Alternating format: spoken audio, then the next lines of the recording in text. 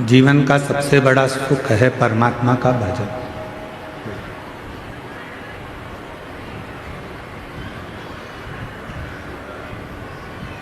संसार में जन्म लिया है, दुख पीछा नहीं छोड़ता। किसी न किसी रूप में दुख, तकलीफ, कष्ट, बीमारी आती ही रहती है।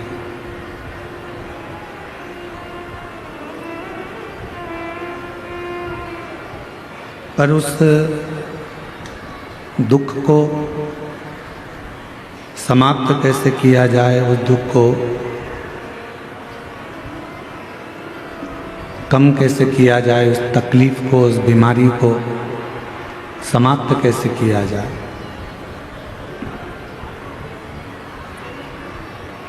उसके लिए सबसे ज़्यादा जरूरी है भगवान शिव की अविरल भक्ति।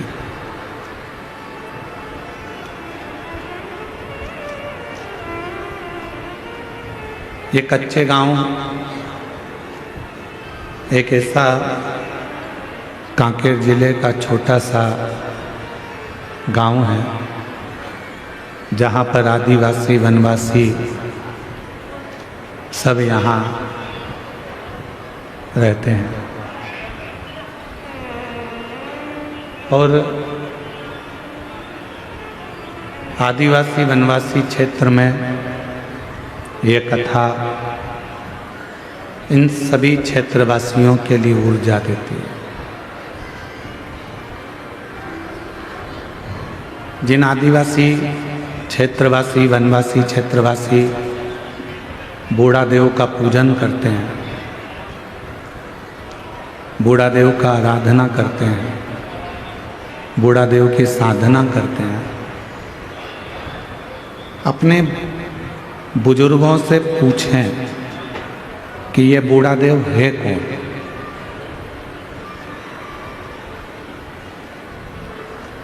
जितने भी अब अपने अपने बुजुर्गों से वनवासी आदिवासी क्षेत्रवासी जब पूछेंगे कि ये बूढ़ा देव है कौन, तो बुजुर्ग बताएंगे कि ये शंकर भगवान का एक स्वरूप है, शिव का एक आनंदमय प्रतिबिंब। भगवान देवाधिदेव महादेव का एक स्वरूप बूढ़ा देव महादेव के रूप में।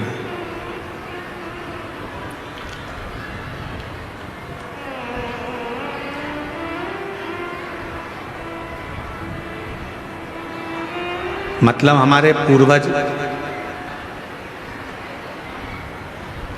हमारे दादा परदादा, हमारे जितने बुजुर्ग रहे हैं, हमारे जितने पूर्वज रहे हैं,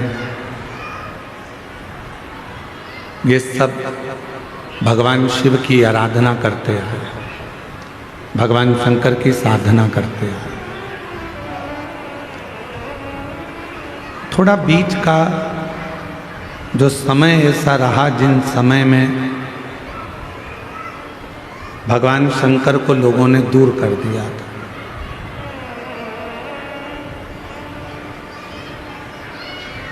और दुनिया के लोग भगवान शिव जी से दूर होते चले गए थे, भगवान शंकर से दूरी बन गई थी। पर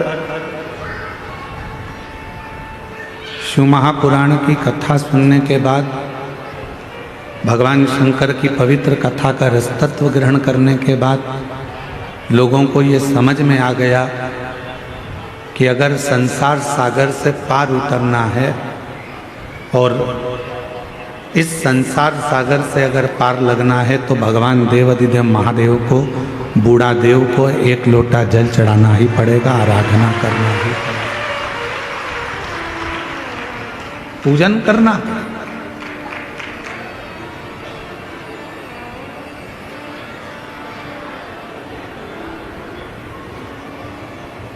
हम एक बात आपसे पूछें, उत्तर दीजिएगा कच्चे गांव वाले सब।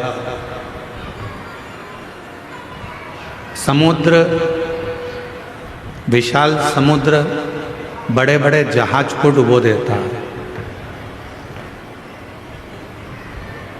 विशाल समुद्र बड़े बड़े महल को डुबो देता है।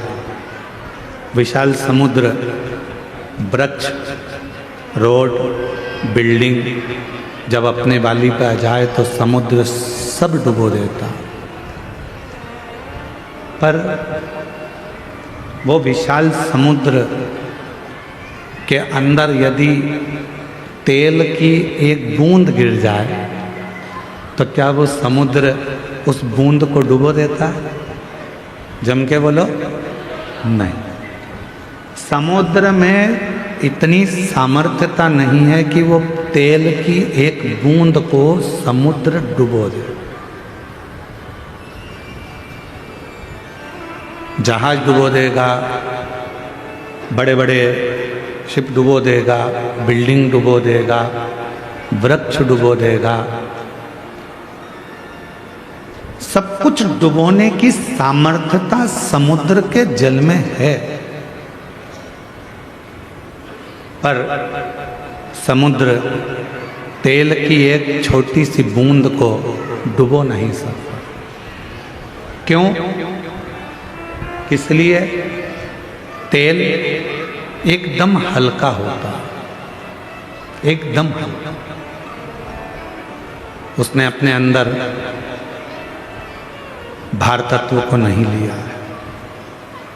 शिव महापुराण की कथा कहती है जैसे समुद्र सबको डुबोने की सामर्थ्यता रखता है पर तेल की एक बूंद को डुबो नहीं सकता है, उसी तरह शिव पुराण की कथा कहती है, भगवान शंकर का चरित्र कहता है कि संसार सागर में आकर सब डूबना है, पर जिसने भगवान शंकर की शरणागति ग्रहण कर ली उसको संसार सागर भी डुबो नहीं पाता।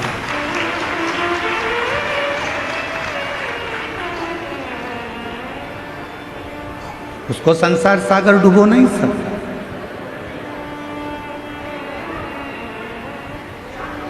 संसार सागर में भी आने के बाद यदि भगवान की अविरल भक्ति को धारण करा है, शिव नाम लिया है, भगवान शंकर का भजन किया है, मंत्र जाप किया है, नाम जाप किया है, तो किसी की सामर्थ्यता नहीं है कि वो आपको डुबो दे।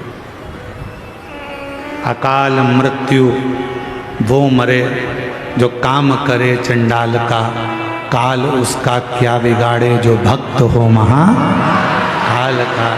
जो शिव का उपासक हो, जो भगवान शंकर की आराधना में डूबा रहता हो, फिर काल उसका कुछ नहीं बिगाड़ सकता।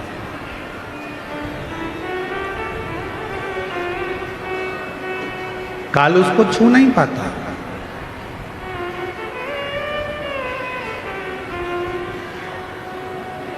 उसको छूना बड़ा कठिन हो जाता है।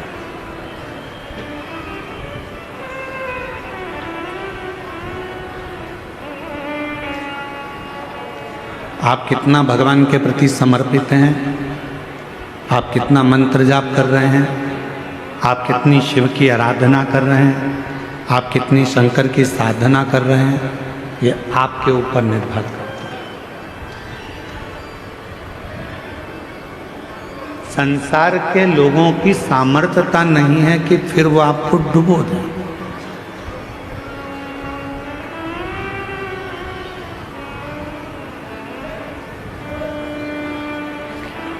यहाँ सागर खंडेलवाल जी बैठे हैं रायपुर से। कहाँ बैठे हैं? हेलो। इन्होंने जब इनके यहाँ कथा हुई तो कथा होने के बाद इन्होंने अपने घर के बाहर एक बहुत बड़ा, लगभग वह स्टेज का आधे भाग में आधा भाग इतना बड़ा श्री शिवाय नमस्तुभ्यम इन्होंने अपने घर के ऊपर लिखा, अंकित करवाया। तो सूचना मिली हमको, फिर हमने इनसे बात करी कि ये श्री शिवाय नमस्तुभ्यम आपने इतना बड़ा लिखवाया, छोटा भी लिख सकते थे, क्यों लिखा?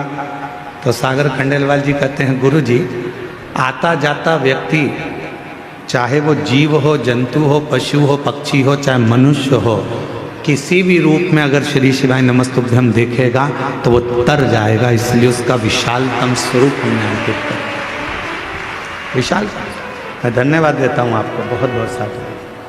बेटे, एक मंत्र, एक जप, एक साधना, एक आराधना जब हम मूल रूप से ग्रहण करते हैं, मूलतः के साथ जब हम उसको भजते हैं तो वो हमें सुख देता है, हमें आनंद देता है।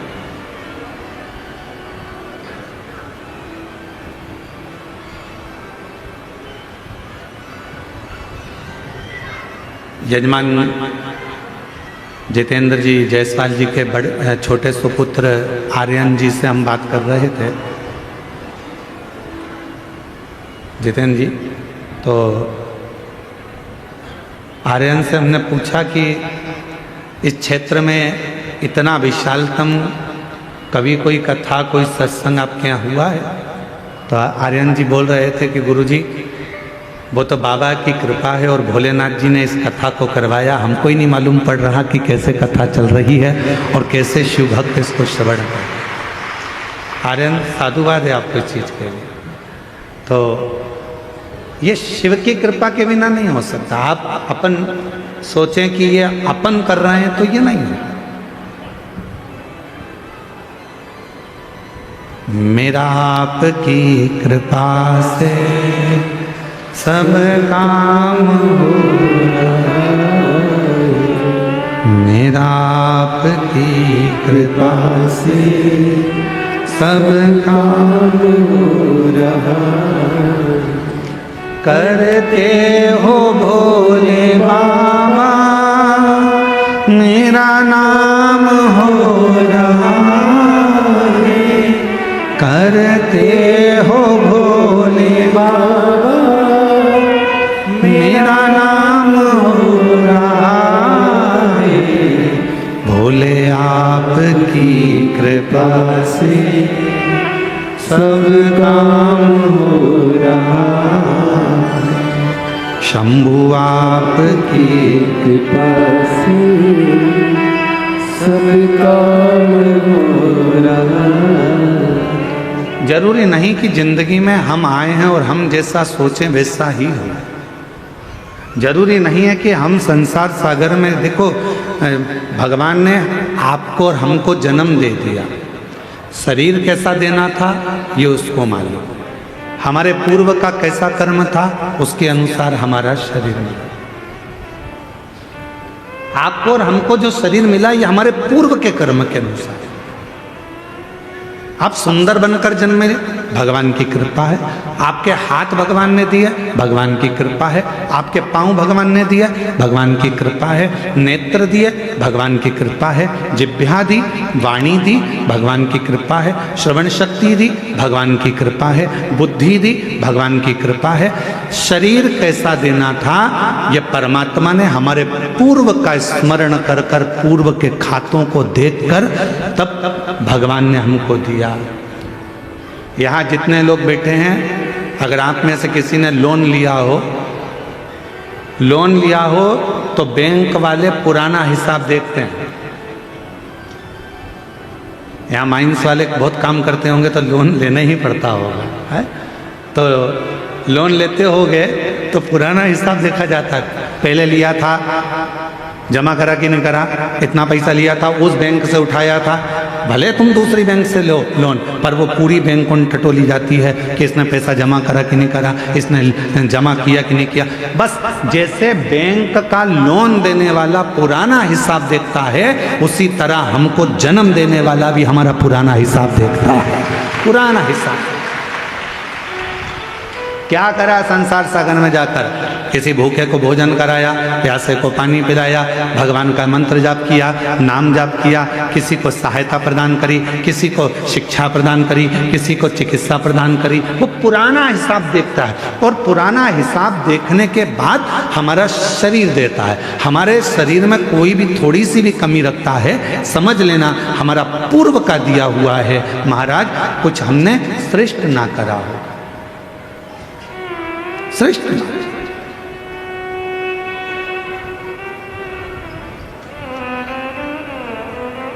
धृतराष्ट्र नेत्र नहीं है। एक बार भगवान द्वारकानाथ से धृतराष्ट्र ने पूछ लिया, क्या बता सकते हो कि मेरे नेत्र क्यों नहीं है? मैं इतना सुंदर जन्मा, मैं इतने बड़े राज्य का राजा बना, मैं इतना बड़ा नरेश बना, मैं इस हस्तिनापुर का राज सिंहासन संभाल रहा हूं और मेरे नेत्र नहीं है। आप बता सकते हो कि मेरी किस्मत ऐसी क्यों लिखी?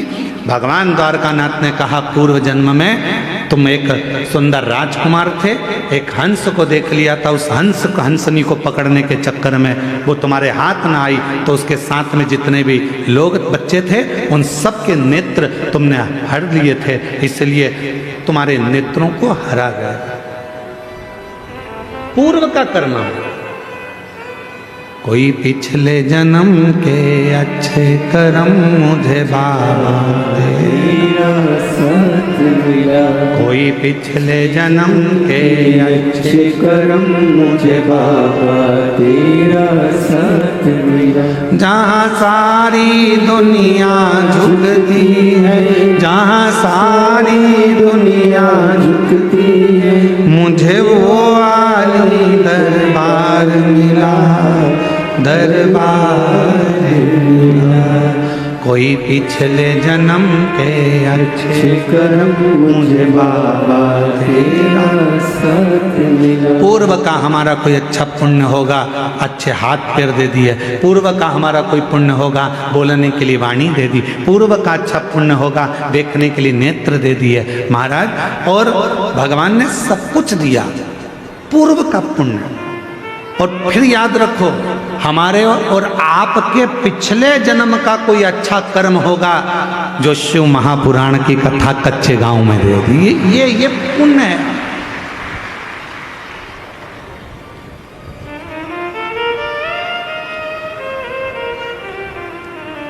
यहां से जाने के बाद भगवान को धन्यवाद देना, तूने बड़ी कृपा करी, हमारे गांव के पास में कथा करवा दी, मैं जाके कथा सुन ली, तूने बड़ी कृपा करी, मेरे दोनों पांव अच्छे चलकर गई, तूने बड़ी कृपा करी, गाड़ी से पहुंच गई, तूने बड़ी कृपा करी, बैठने की जगह भी दे दी, तूने बड़ी कृपा करी, कथा सुनने के लिए कान भी अच्छे दिए। एक आध गड़बड़ हो जाता तो फिर ध्यान लगा कर सुनना पड़ता। तूने बड़ी कृपा करी, मेरे दो नेत्र दिए, अगर एक भी गड़बड़ कर देता तो देखने में आनंद, दर्शन में आनंद नहीं आता। तूने बड़ी कृपा करी कि मेरी मुख में वाणी दी, महाराज जब भजन गा रहे थे उनके साथ मैं भी गा रही थी। ये तेरी कृपा है, ये तेरी उदारता है, ये तेरी करुणा।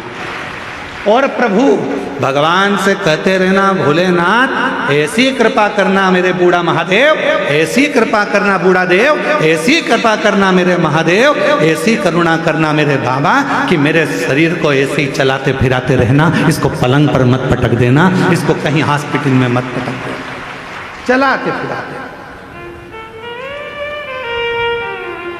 पूर्व का कर्म है हमारा।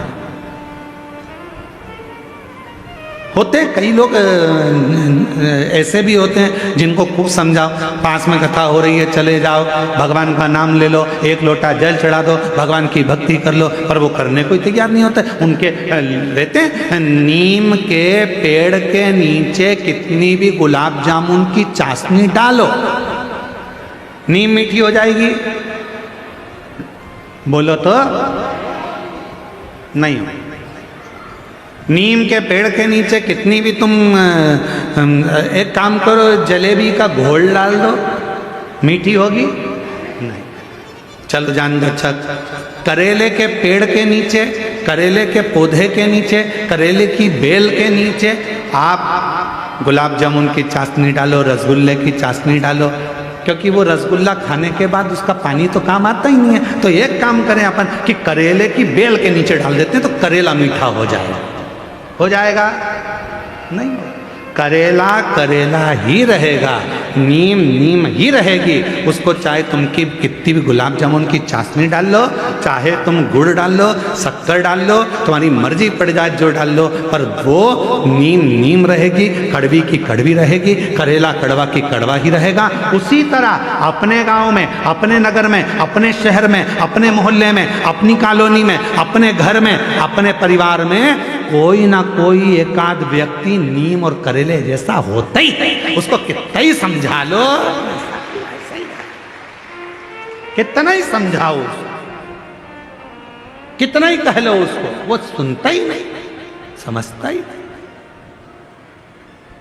अब कोई कहे कि गुरुजी वो तो हाँ हमारा रिश्तेदार है, हम तो उसको इतना कहते हैं, फिर भी वो भगवान की बुराई करता है, फिर भी शंकर जी की बुराई करता है, फिर भी एक लोटा जल की बुराई करता है। गुरुजी हमारे यहाँ वो आए थे, इतने बड़े संत महात्मा, वो भी शिव जी की बुराई कर दी है, वो भी इनने भी ऐसा कर। तो कोई कितना ही समझाए, पर वो नीम नीम रहती है, वो करेला करेला ही रहता है, उसको नहीं समझ में। महाराज उसने शरीर दिया कितना अच्छा, उसको साधु का। उसने जन्म दिया अच्छे घर में, अच्छे परिवार में, अच्छे कुल में, ये उसकी कृपा है। और उसने मौका दिया भक्ति को करने का, भजन को करने का, ये उसकी कृपा है, ये उसकी कृपा है। कितना सुंदर कहा है।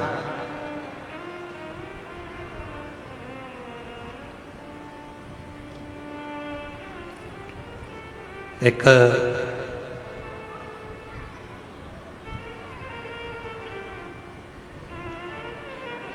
शिव महापुराण में एक बड़ा सुंदर भाव आया है। मां सती, भगवान माता पार्वती और भगवान शिव का एक बड़ा सुंदर संवाद है। अब यह आपके ऊपर निर्भर करता है कि आप उसे कितना ग्रहण करते हैं। एक बार माता पार्वती भगवान शिव जी के साथ में काशी भ्रमण के लिए चली।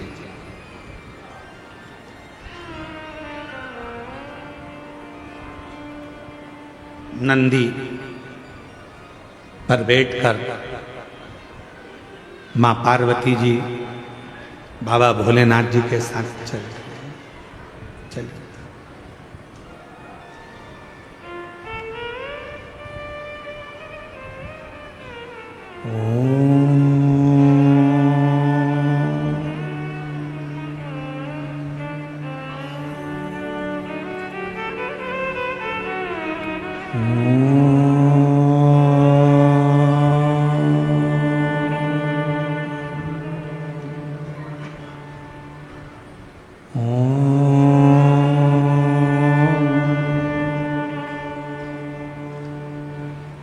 नाद हो रहा है ओम का।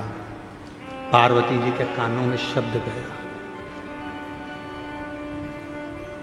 घूम कर देखा मां पार्वती जी ने, कहां से आवाज आ रही। फिर पार्वती जी आगे बढ़ गई, फिर शब्द सुना,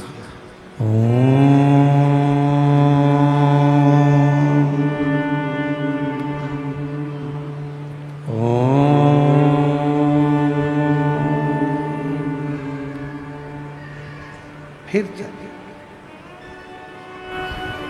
पार्वती जी ने नंदी को रोका, नंदी रुको, जरा ठहरो नंदी। रुका नंदी। शिव जी ने पूछा, पार्वती क्या बात है, तुमने नंदी को क्यों रोका है? पार्वती जी कहती है, मुझे कोई मंत्र का जाप कर रहा, कोई मंत्र भज रहा,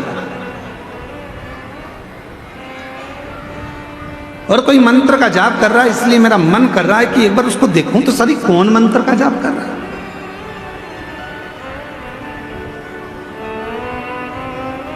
सब दूर मां जगत जननी माता पार्वती ने भ्रमण किया, जपने वाला नहीं मिला। फिर नाद हुआ,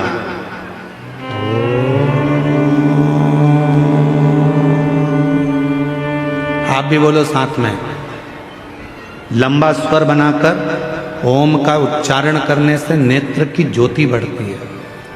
लंबा उच्चारण करने से, ओम का नाद करने से बुद्धि में एक अंदर कंपन उत्पन्न होता है।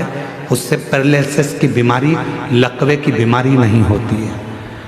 ओम का लंबा उच्चारण करने से अगर शरीर में, हाथ पैर में कंपन होता है, चाय का कप या अपनी उंगलियां या हाथ कांपने लगते हैं, तो वो कंपन दूर होता है।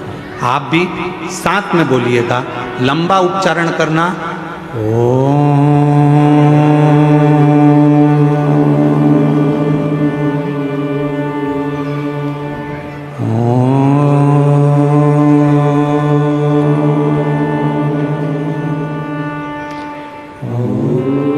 लंबा उच्चारण करते हुए, वाणी को स्थिर करते हुए, नेत्र को बंद कर कर हृदय के अंदर झांकते हुए उच्चारण करेंगे। लकवे की बीमारी नहीं होगी, पैरालिसिस नहीं होगा, हाथ का कंपन दूर होगा और बुद्धि तीव्र होगी। साथ में बोलते चले,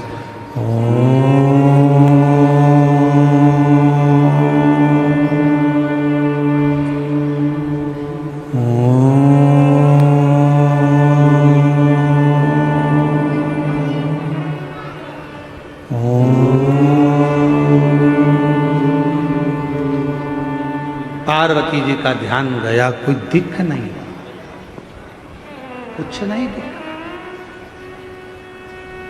आपने जब ओम का नाद किया होगा, नेत्र बंद कर कर आपको ऐसा लगा होगा हमारे दिमाग में कुछ बारीक सा कीड़ा चल रहा है, कोई प्रवेश कर रहा है। वो शिव तत्व है, वो शंकर है, मां ढूंढ रही है, कोई दिखता नहीं है। शिवजी कहने लगे, पार्वती चलो, कहां तुम यहां वहां ढूंढ रही हो, किसको खोज रही हो? शिव महापुराण की कथा में वर्णन आता है कि शंकर भगवान की कथा के अंदर बैठकर या पूरे संसार में, ब्रह्मांड में कोई भगवान शंकर के ओम नाद को, पंचाक्षर मंत्र नमः शिवाय को, षडाक्षर मंत्र ओम नमः शिवाय को या श्री शिवाय नमस्तुभ्यम का संसार में कोई भी उच्चारण करता है, उसको मां पार्वती ढूंढ कर ही रहती है और उसे वर देकर ही रहती है।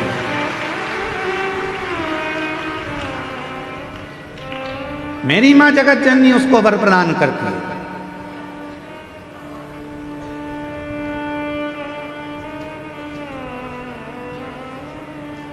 कितना सुंदर कहा है काली पुराण में। मां काली पुराण में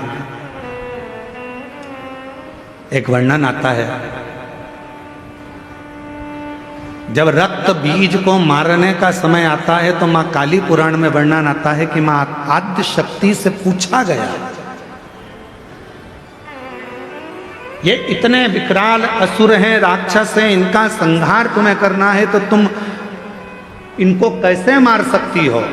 तो मां आद्य शक्ति, काली पुराण में वर्णन आता है कि मां आद्य शक्ति ने कहा, जब मैं किसी एक मंत्र को पकड़ लेती हूं और उस मंत्र का बार बार उच्चारण करती हूं तो वो मंत्र मुझे अंदर से शक्ति प्रदान करता है और रक्त बीज जैसे राक्षस तो यूं ही मर जाते हैं, असुर संहार हो जाता है।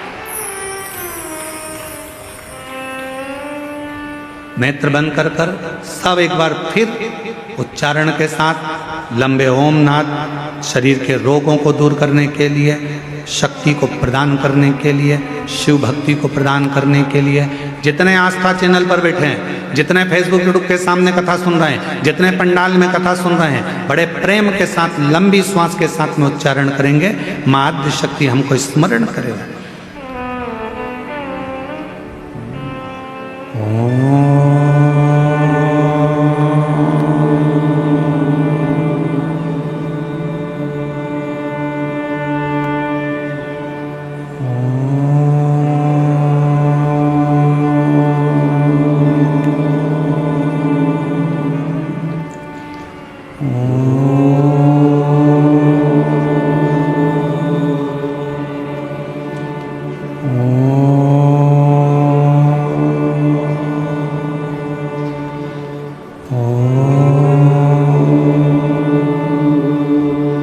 धीरे धीरे अपने नेत्रों को खोलें, शिव नाम का स्मरण सुख प्रदान करता है। सुख, एक शक्ति, एक बल, एक ऊर्जा भगवान के नाम। काली पुराण में कहा मां आद्य शक्ति दुर्गा भवानी ने कि मैं रक्त बीज असुर का संहार तो भगवान के नाम के उच्चारण से कर देती हूं। याद रखना, दुनिया के लोग पूछते हैं श्री शिवाय नमस्तुभ्यम में क्या है, श्री शिवाय नमस्तुभ्यम बोलने से क्या होता है, श्री शिवाय नमस्तुभ्यम दरवाजे पर लिखने से क्या होता है, श्री शिवाय नमस्तुभ्यम अपनी गाड़ी पर लिखवाने से क्या होता है, श्री शिवाय नमस्तुभ्यम अपनी फैक्ट्री पर लिखवाने से क्या होता है, श्री शिवाय नमस्तुभ्यम अपनी दुकान पर लिखवाने से क्या होता है। शास्त्र कहता है तुम्हारी जिंदगी में अगर दुख प्रवेश कर रहा होगा तो वो मंत्र को पढ़ते से ही बाहर निकल जाएगा, भीतर प्रवेश नहीं करेगा। मंत्र में वो बल होता है, मंत्र में वो शक्ति होती है। श्री शिवाय नमस्तुभ्यम, श्री शिवाय नमस्तुभ्यम, श्री शिवाय नमस्तुभ्यम। बोलो बोलो सब बोलो, श्री शिवाय नमस्तुभ्यम, श्री शिवाय नमस्तुभ्यम, श्री शिवाय नमस्तुभ्यम। उस मंत्र का उच्चारण करना मूल हो जाता है। पार्वती मैया ढूंढ रही हैं, कोई मिलता नहीं है। शिवजी उनको ले गए काशी में एक स्थान पर, तट पर माँ गंगा के बैठ गए। शंकर भगवान को नमन कर कर माँ पार्वती जी वहां से चल दी और पार्वती मैया भ्रमण करने के लिए गई, ढूंढने के लिए गई। जो मंत्र जप रहा था, जो मंत्र का उच्चारण कर रहा था, जो मंत्र को पढ़ रहा था, वो कौन है, कहाँ है, दिखता नहीं है। माँ उस पार्वती मैया उस काशी खंड के अंदर, माँ काशी की नगरी में उस जीव को ढूंढ रही हैं, जो उच्चारण कर रहा है, जो जप रहा है, मंत्र का उच्चारण कर रहा है। और तभी पार्वती मैया भ्रमण करने के लिए निकली। ढूंढते ढूंढते ढूंढते ढूंढते माँ आद्य शक्ति, माँ जगत जननी, माँ पार्वती जी उस व्यक्ति को देखे। वो मिल गया, जो मंत्र का जाप कर रहा था वो मिल गया, जो मंत्र का उच्चारण कर रहा था वो प्राप्त हो गया, जो मंत्र को भज रहा मिल गया।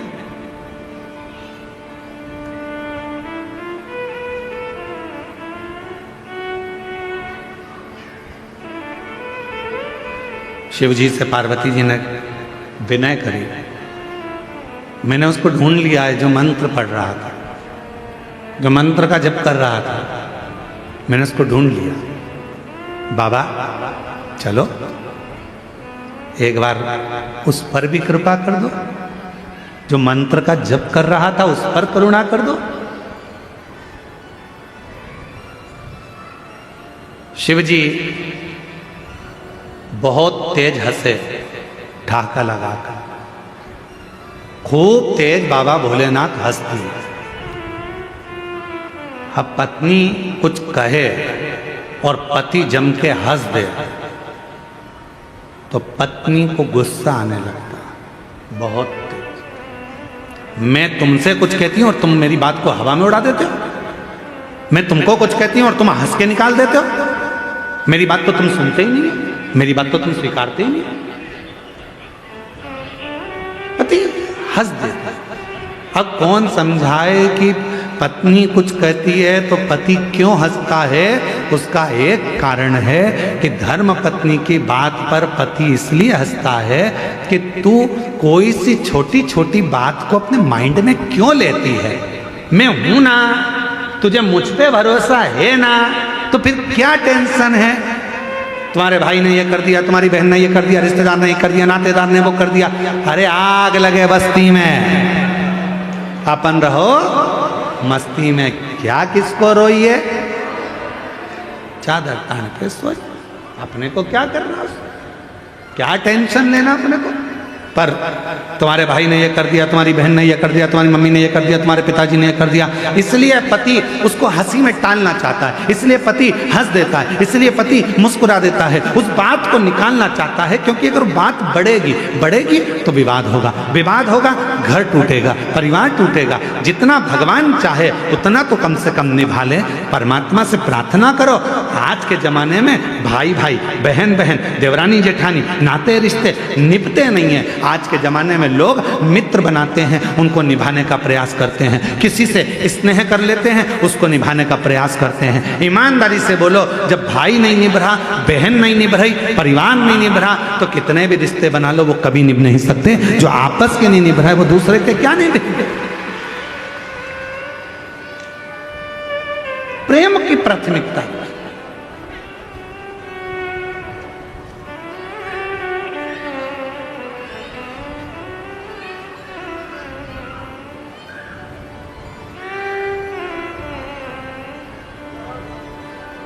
हमारे यहाँ कुबेरेश्वर बाबा के पवित्र धाम में कई लोग आते हैं, साथ में बर्तन भी लाते हैं, आटा भी लाते हैं, दाल भी लाते हैं, चावल भी लाते हैं। और पीछे बेलपत्री की जहाँ वाटिका है, वहाँ जहाँ बट वृक्ष है, वहाँ कहीं पर भी बैठकर अपना भोजन बनाते पाते, परिवार के साथ बैठकर भोजन करते। उनको देखकर हमें बड़ी प्रसन्नता होती है। हम कई लोगों से मिलने भी जाते हैं, वहाँ पर अगर सीहोर रहते हैं तो हम उनके पास जाते हैं, बोलते हैं भगवान बड़ी कृपा करा है आप पर कि कम से कम आज आपका पूरा परिवार बाबा के धाम में बैठकर भोजन तो कर रहा है। इससे बढ़कर सुख और क्या हो सकता है। निवेदन है, अगर सनातन धर्म को मजबूत करना है, भारत की भूमि पर सनातन धर्म की मजबूती चाहते हो, तो अपने घर में एक नियम बनाओ, हफ्ते में कम से कम एक दिन पूरे परिवार के साथ मिलकर भोजन करने का प्रयास करो। तो धीरे धीरे वो कुटुंब जब एक साथ जुड़ेगा, वो परिवार एक साथ जुड़ेगा, जब कुटुंब हमारा जुड़ना चालू होगा तो फिर हम पर कोई आक्रमण नहीं कर सकता, आक्रमण नहीं कर सकता।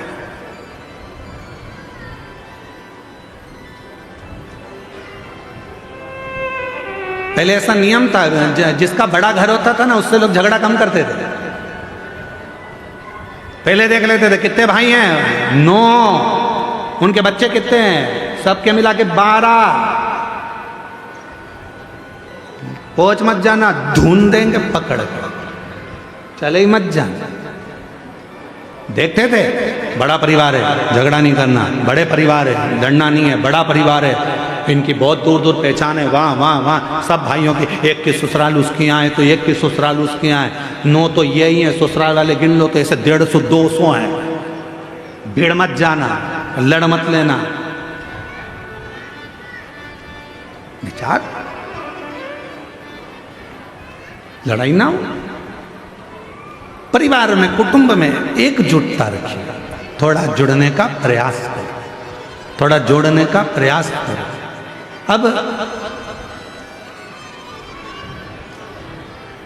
शिव जी मुस्कुरा दिए, भगवान शंकर बहुत तेज ठाका लगाकर हंसे, और बाबा देवाधिदेव महादेव ने जैसे ही ठाका लगाकर हंसे, शंकर भगवान जैसे ही हंसे तो पार्वती जी को थोड़ा सा गुस्सा आ गया। पार्वती जी ने कहा, प्रभु मैं इतनी जरूरी बात आपसे कह रही हूं और आप हंस रहे, आप मुस्कुरा रहे। भगवान भोलेनाथ जी ने कहा, पार्वती तू क्या कहना चाहती है मैं जानता हूं। तो पार्वती जी ने कहा, बताओ क्या कहना चाहती है। शिव जी कहने लगे, पार्वती तू कहना चाहती है कि वो जो मंत्र जप रहा है उसको वर प्रदान करने चलो, उसको आशीर्वाद देने चलो। पर पार्वती मैं उसको वर प्रदान करने नहीं जाऊंगा, मैं उसको आशीर्वाद देने नहीं जाऊंगा। पार्वती जी कहने लगी, ऐसा तो हो नहीं सकता, आपको चलना तो पड़ेगा। पार्वती जी कहने लगी, क्यों नहीं जाओगे। शंकर भगवान बोले, पार्वती बात इतनी सी है, जो वो मंत्र का जप कर रहा है, ओम का उच्चारण तो वो सही कर रहा है, पर मंत्र के बीच में एक त्रुटि कर रहा है। ओम का उच्चारण सही कर रहा है, पर मंत्र के बीच में एक त्रुटि कर रहा है। उस त्रुटि में वो मंत्र जप रहा है अमर होने का, पर उस मंत्र में एक त्रुटि है, एक गलती है, जिसके कारण वो मांग रहा है अमर होना, दिल से चाहता है अमर होना, पर मंत्र में गलती के कारण वो बोल रहा है कि मैं अब भी मर जाऊं। एक गलती हो रही है उसके मंत्र में, एक त्रुटि हो रही है उसके मंत्र में। वो मृत्यु को मांग रहा है और भजन कर रहा है अमर होने का, तप कर रहा है अमर होने का, साधना कर रहा है अमर होने का, और मंत्र पढ़ रहा है मरने का। अब तुम बताओ क्या करूं? तो पार्वती जी बोली, भोलेनाथ जी ये तो बहुत बड़ी बात हो गई, आप कुछ मत दो उसको, चलो आप तो हमारे साथ वापिस कैलाश चलो। शिव जी कैलाश पहुंचे और भगवान देवाधिदेव महादेव जैसे ही कैलाश पहुंचे, पार्वती जी चुप चुप रहने लगी, बोलती नहीं थी, बहुत मौन रहती थी। मौन रहती तो एक बार षडानंद कार्तिकेय जी ने पूछ लिया, मैया क्या बात है, तुम बोलती क्यों नहीं हो? आजकल बहुत चुप रहती हो। गणेश जी ने पूछा, माँ आप बोलती नहीं हो, बहुत चुप रहती हो, कुछ बोलती नहीं हो। शंकर भगवान को मालूम पड़ा कि पार्वती कुछ बोलती नहीं है, आजकल चुप रहने लगी है। तब शिव जी ने पूछा, पार्वती बात क्या है? जिस दिन से तुम काशी से आई हो उस दिन से तुम मौन हो, चुप हो, कुछ बोलती क्यों नहीं हो? तब पार्वती जी ने कहा, स्वामी मेरे मन में एक संशय है। क्या संशय है पार्वती? मेरे मन का संशय यह है स्वामी कि वो जो काशी में जप रहा था, मंत्र गलत पढ़ रहा था और मांग सही रहा था, ऐसे ना जाने संसार में कितने लोग होंगे। महाराज भोले बाबा, आपके डमरू की नाद से, आपके गंगा की धार के जल से करोड़ों करोड़ों मंत्र बने हैं। शिव जी से कह रही है मां पार्वती की सबसे ज्यादा दुनिया में अगर कोई मंत्र प्रकट हुए हैं तो शंकर भगवान आपके द्वारा प्रकट हुए हैं। इतने करोड़ों मंत्र लोग अगर बोलेंगे उसमें कोई त्रुटि होगी तो बेचारों का क्या होगा? इसलिए कुछ कृपा करो, कुछ कृपा करो। शिव जी ने कहा, मांग तुझे क्या चाहिए पार्वती? पार्वती जी कहती हैं, प्रभु बस ऐसी कृपा कर दो कि कोई कैसा भी जपे, गलत भी जपे, चाहे सत्य भी जपे, सही भी जपे, चाहे वो गलत भी जपे, तो भी उसको नरक ना भोगना पड़े, वो आपके धाम सारी कामनाएं प्राप्त कर कर आपके धाम में पहुंच जाए। ऐसा बस इतना सा। शिव जी ने कुछ बोला नहीं, चुप रहे। अभी तक मां पार्वती जी चुप थी, अब भगवान भोलेनाथ चुप हो गए, बोले नहीं। और मंत्र जपने वाले दुनिया के लोग मंत्र जप रहे,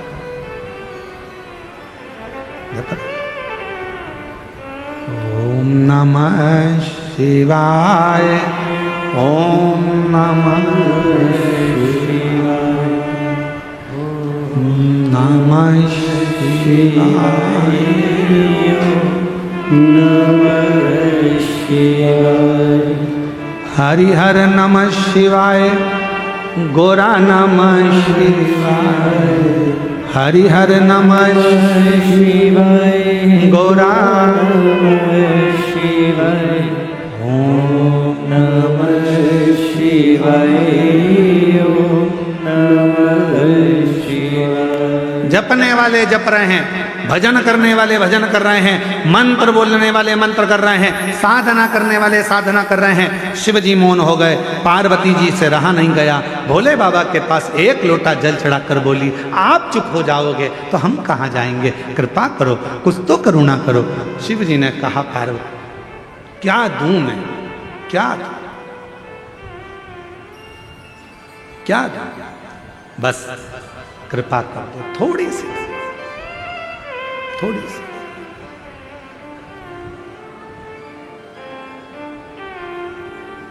आप तो दयालु हो। पार्वती जी ने कहा, मैंने मेरे पिता हिमालय राज के मुख से सुना था, शंकर भगवान के शिवलिंग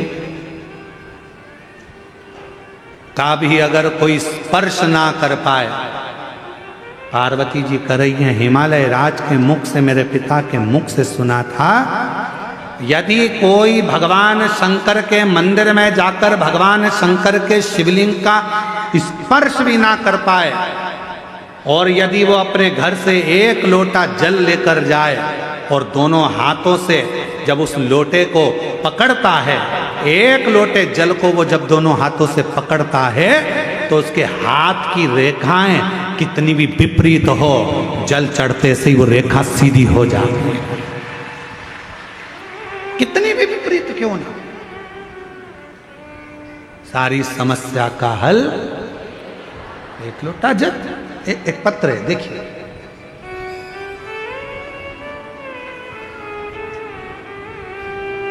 रेखा कैसे सीधी होती है उसको इस पत्र में देखिएगा, ठीक है। जरा ध्यान देना पत्र को, और एलईडी पर भी इस पत्र को पढ़ाएंगे, आप लोग पढ़ना। आस्था चैनल पे एलईडी पर नहीं चल रहा है, पत्र चल रहा है, एलईडी पे चलेगा। मैं ललिता बाई साहू, ग्राम संबलपुर, पत्र को आप लोग आस्था चैनल पे भी पढ़ सकते हो, बड़े ध्यान से पत्र का स्मरण करिएगा। कहीं बैठी हो, मैं ललिता बाई साहू, ग्राम संबलपुर, जिला कांकेर, छत्तीसगढ़ की रहने वाली। कहीं बैठी हो तो हाथ हिला सकती हैं, अगर कहीं बैठी हो तो हाथ हिला सकती हैं। हाथ हिलाओ एक बार, हाँ दिख गए हो, आ जाओ, एक बेलपत्र ले जाना, आ जाइए, धीरे धीरे आओ।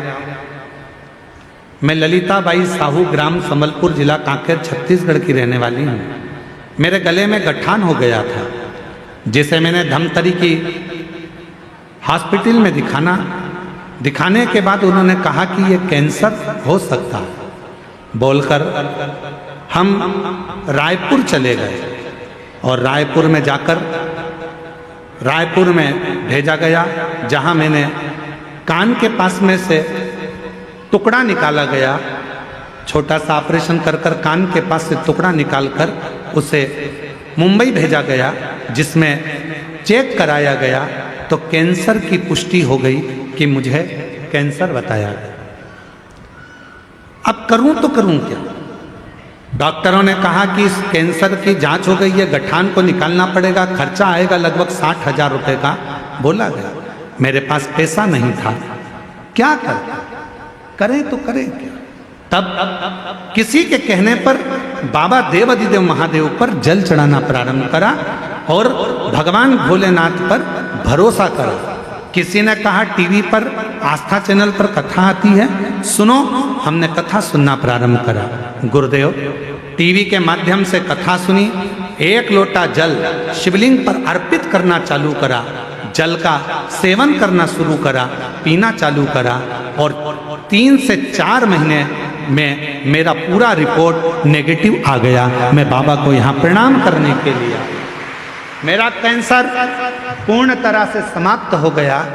ये जिंदगी में पहली बार ऐसा देखा। क्या करता है शिव? आप भगवान, उन्होंने लिखा है, हम रिपोर्ट भी लगा रहे हैं इसके अंदर, पूरी रिपोर्ट भी लगा कर भेजे। और तेरी कृपा का क्या है भरोसा, कब किस पर हो जाए, जरा सी हम पर कर दो, जरा सी। आप शिव जी के मंदिर जा रहे हैं, भगवान शंकर के मंदिर में जाकर लोटा जल चढ़ा रहे हैं। शंकर भगवान के शिवलिंग का यदि आप स्पर्श भी ना कर पाए, कोई बात, स्पर्श भी ना कर पाए तो कोई बात नहीं है। आप भगवान शंकर के शिवलिंग पर जल चढ़ाने के लिए जब लोटा भर कर लेकर जाते हैं, अपना हाथ में अपने घर से जब लोटा लेकर जाते हैं जल चढ़ाने के लिए, उस लोटे पर अपना हाथ आता है। देखो हाथ के निशान बड़े काम आते हैं, बड़े काम।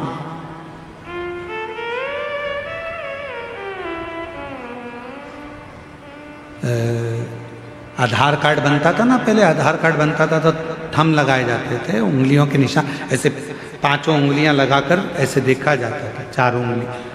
फिर नेत्र, रजिस्ट्री कराने जाओ तो हाथ के थंब लगवाते।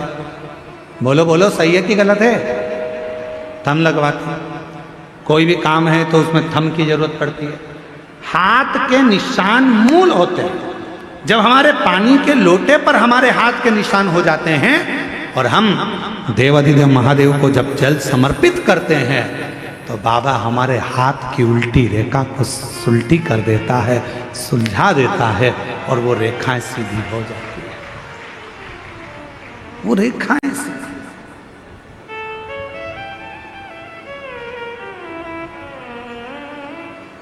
क्या नहीं देता शिव, क्या नहीं प्रदान करता। रेखा कैसे नहीं सुधरती। एक पत्र और है, देखो जरा कितना सुंदर पत्र है, वो भी देखिए।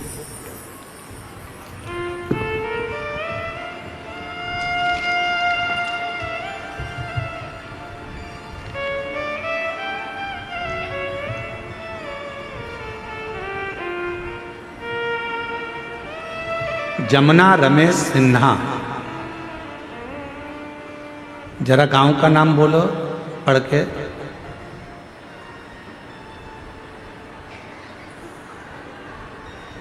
बोलो जम के तो बोलो। मरकतुल्ला, हाँ वो ठीक है। कच्चे, जिला बालोद, ठीक है। कहीं बैठी हो तो हाथ हिला सकती हैं जिनका ये पत्र है। जमुना रमेश सिन्हा, मरकतोला, कच्चे, जिला बालोद। कहीं बैठी हो तो हाथ हिला सकती है। और बच्चा आया हो साथ में तो उसको लेकर आ सकती है। मेरी शादी 2014 में हुई थी। अभी क्या चल रहा है? 25। 2017 में मेरा गर्भ ठहरा। 9 माह पूर्व के पहले ही 7 महीने में पुत्र की प्राप्ति हुई। वह स्वस्थ न होने के कारण चला गया। फिर 2019 में मुझे 2 जुड़वा बच्चे हुए, वो भी अस्वस्थ होने के कारण बस वो भी समाप्त हो गए। मैंने आस पड़ोस में शिव महापुराण की कथा के बारे में सुना। 2023 में बालोद में शिव महापुराण की कथा में पहुंची। बाबा के पंडाल में आकर अपने मन की बात कही और भगवान से अपने दिल की बात कही। खूब रोई क्योंकि मेरे इतने बच्चे चले गए। किससे कहूं मैं? कथा सुनती रहती, रोती रहती। बैठी हुई एक महिला ने कहा, क्यों रोती है? मेरे बच्चे होते हैं वो मर जाते हैं। कहा, यहाँ की मिट्टी, पंडाल की मिट्टी को तेरे गर्भ पर लगा, बाबा देगा आपकी बार, स्वस्थ देगा। बाबा की ऐसी कृपा हुई। अगस्त 2024 में मेरा गर्भ ठहर गया और मैं पहुंच गई भगवान की कथा में धमतरी, और वहां की मिट्टी को मैंने अपने गर्भ पर लगा लिया। गुरुदेव, 13 अप्रैल 2025 को मेरे गर्भ से जब बच्चे ने जन्म लिया, जन्म लेने के बाद भी बच्चा फिर पुनः कुछ महीने पहले हो गया। लगने लगा कि अब ये नहीं बचेगा। पर कहते हैं शंकर भगवान भाग्य की रेखा बदल देते हैं और शंकर भगवान के कथा का पंडाल की मिट्टी किस्मत बदल देती है। वही हुआ। मेरे बाबा ने मेरे गर्भ की लाज रखी और अब मेरा बच्चा स्वस्थ पैदा हुआ। मैं बाबा को धन्यवाद देने के लिए आई। शिव तत्व किसको कहते? कहीं बैठी हो तो एक बेलपत्र लेने के लिए आ सकती है।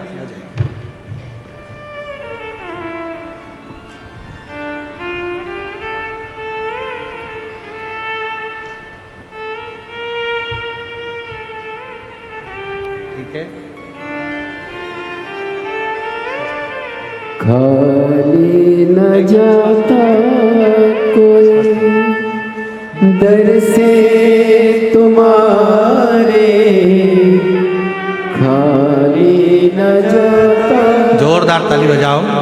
कैंसर की रिपोर्ट नील हो गई। ये शिव की कृपा है, उदारता है। हमारे बीच में भानु प्रतापपुर से विधायक महोदय श्रीमती सावित्री मांडवी जी आई हुई हैं। मैं उनको आमंत्रित करता हूं वो व्यासपीठ का पूजन करें। जोरदार ताली बजाकर उनका स्वागत करें। श्रीमती सावित्री जी मांडवी, विधायक भानु प्रतापपुर, छत्तीसगढ़। शिव तत्व में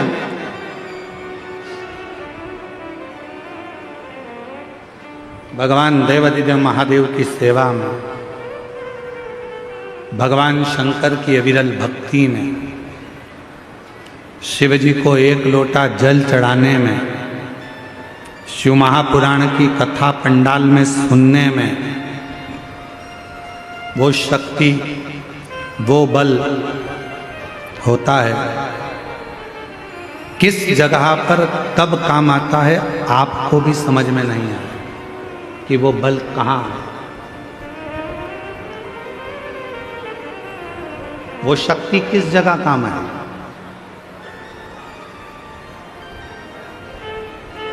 जरा उत्तर दीजिएगा। आप लोगों से पूछें, आप लोगों ने आज भोजन करा है? घर पे खाना खाया कि नहीं खाया? जम के तो बोलो। खाया, ठीक है। 4 महीने पहले खाना खाया था? जम के तो बोलो। खाया। 4 महीने पहले 6 तारीख को आपने क्या खाया था? किसी को याद है क्या? नहीं। हमसे पूछोगे तो हमको भी याद है। ठीक है, जैसे आप हो वैसे हम भी हैं। हम ऐसा संकोच बस कर बोलना मत। 1% बिल्कुल संकोच में मत बोलो। आप तो उत्तर दो हमारे जैसे हो और हम तुम्हारे जैसे। आज खाना खाया? खाया। 4 महीने पहले 6 तारीख को आपने क्या खाया था? ना हमको याद ना आपको याद। पर 4 महीने पहले 6 तारीख को जो तुमने खाया था, हमने खाया था, वो हमारे शरीर में रक्त बनकर आज भी घूम रहा है। जो खाया था, जो बेकार था, वो तो निकल गया, पर उसकी जो बूंद बूंद रक्त बनी वो हमारे शरीर में आज भी घूम रही है। आज भी घूम रही है वो बूंद हमारे शरीर में। आज भी रक्त की बूंद भ्रमण कर रही। कितने महीने पहले की? जम के बोलो। 4 महीने पहले जो खाया था, उसके खाए हुए भोजन से, ग्रहण करे हुए भोजन से जो रक्त बना था, उस रक्त की बूंद हमारे शरीर में आज भी भ्रमण कर रही है, घूम रही है, शरीर को ऊर्जा दे रही है। भले वो बूंद आज की नहीं, पुरानी है, पर काम आज भी आ रही है। उसी तरह तुमने अगर कथा के पंडाल में बैठकर शिव महापुराण की कथा को सुना है, तुमने 1 लोटा जल देवाधिदेव महादेव को चढ़ाया है, तो तुम्हारा चढ़ाया गया जल और तुम्हारी इस कच्चे गांव में सुनी हुई कथा एक ना एक दिन तुम्हारे काम जरूर आएगी, तुम्हारे सामने खड़ी होगी। एक दिन वो तुम्हारे सम्मुख में आएगी, जब तुम्हारी दुख की कोई घड़ी होगी, कोई पल, कोई क्षण, कोई कष्ट का होगा, कोई तकलीफ का होगा, तब तुम्हारे को याद आएगा मैंने कच्चे गांव में कथा सुनी है। वहां की मिट्टी को मैं आरती होने के बाद, जब आरती पूरी हो गई, आरती होने के बाद जब मैं वहां से चली, तो वहां की मिट्टी को मैंने अपने शरीर पर लगाया था। वहां की थोड़ी सी मिट्टी मेरे पास में रखी है। मैं कंकर शंकर की पूजन कुबेरेश्वर धाम कर आई थी। मैं कुबेर भंडारी के यहाँ सीहोर गई थी, वहां मैंने कंकर शंकर की पूजन करी थी। वहां से मैं रुद्राक्ष लाई थी, कंकर लाई थी। वो कंकर मेरे पास रखा है। मेरे तकलीफ नहीं रह सकती। अगर तकलीफ आई है, कष्ट आया है, दुख आया है, तो निश्चित है कि वो दुख मिटेगा जरूर। और तुमने उस कंकर को 1 लोटा जल चढ़ाना प्रारंभ करा, रुद्राक्ष को गलाकर शिव को चढ़ाना प्रारंभ करा, पंडाल की मिट्टी को शरीर पर लगाना प्रारंभ करा। बेटे ने कहा मम्मी मुझे ये तकलीफ है, मेरा ये काम अटक रहा है, और तुमने कहा चिंता मत कर, ये रुद्राक्ष लेकर जा, बाबा पूर्ण करेगा। और बाबा ने पूर्ण कर दिया। वो काम आएगा, आज नहीं तो कल, पर आएगा, आएगा।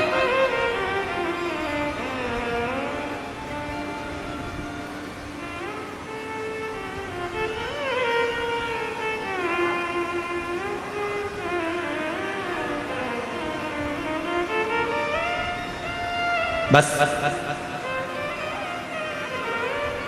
संजो कर रखो इस शिव महापुराण की कथा। पार्वती जी ने हाथ जोड़कर कहा कि उसने मंत्र गलत पढ़ा, मैं मानती हूं, पर संसार में ना जाने कितने लोग हैं। इस कलयुग में, इस कलिकाल में कोई जरूरी है कि सब अच्छे से मंत्र का उच्चारण कर लेंगे? इस कलयुग में क्या सभी बहुत विद्वान हो जाएंगे, मंत्र का जाप कर लेंगे? सब एक जैसे नहीं हो सकते प्रभु। कोई वन में रहेगा, कोई जंगल में रहेगा, कोई पढ़ा लिखा नहीं है, कोई बहुत पढ़ा लिखा है। किसी के मुख से ना जाने मंत्र सही निकले ना निकले, भोले बाबा एक कृपा कर दो ना, इन सबका कल्याण हो जाए, ऐसा कुछ कर दो ना। तब भोलेनाथ जी ने उसी समय पार्वती मैया को वचन दे दिया, सुन पार्वती, मैं विश्वनाथ काशीपति काशी की धरा पर, हे जगत जननी जगदम्बा पार्वती, तुझे वचन देता हूं, संसार में जन्म लेने वाला मनुष्य चाहे मंत्र बोले ना बोले, कुछ बोले ना बोले, वो अपनी भाषा में जो बोलेगा मैं उसको मंत्र समझ लूंगा और उसका कल्याण कर दूंगा। उसको मंत्र समझूंगा, उसका कल्याण कर दूंगा। जब आप हाथ जोड़कर बाबा से कहते हो ना, बाबा मेरा सब दुख काटो ओ भोला, सब दुख काटो। अब दुनिया के लोग कहते हैं गुरुजी तुम यही बात बार बार बोलते हो, भजन की लाइन है, भजन की लाइन है। भजन की लाइन नहीं है। जब हम कोई चीज बार बार बोलते हैं तो वो भजन नहीं रहता। जब हम कोई बात बार बार बोलते हैं वो केवल एक भजन की लाइन नहीं रहती, वो मंत्र हो जाती है और उस मंत्र की सिद्धि प्राप्त हो जाती है। भोला सब दुख काटो। आप भी बोलो, जितने बैठे हैं पीछे आगे दाएं बाएं, सारे पंडालों के बाहर जितने बैठे हैं, लाखों की संख्या में आप लोग आए हो, पंडालों में जगह नहीं है। एक बार प्रेम से बोलो, ओ भोला सब दुख काटो हमारा, ओ भोला सब दुख काटो हमारा। शिव शंकर जपूं तेरी माला, भोले बाबा जपूं तेरी माला, भोला सब दुख काटो हमारा। आवाज नहीं आ रही है, तुम चुप रहो।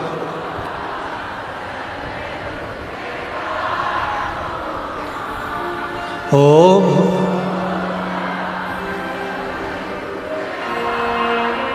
बहुत बढ़िया।